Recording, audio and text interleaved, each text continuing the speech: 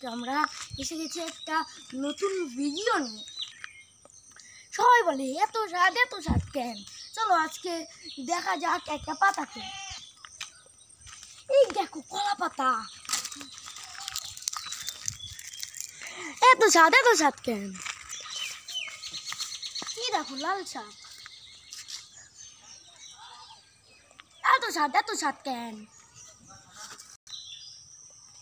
এই দেখো পান পাতা, সবাই বলে একে অনেক স্বাদ।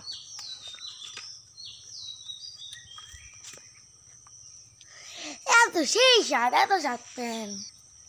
এই দেখো জবা পাতা, সেই স্বাদ কেন? এই দেখো তুলসী পাতা, এত স্বাদ কেন? এই দেখো পেয়ারা পাতা,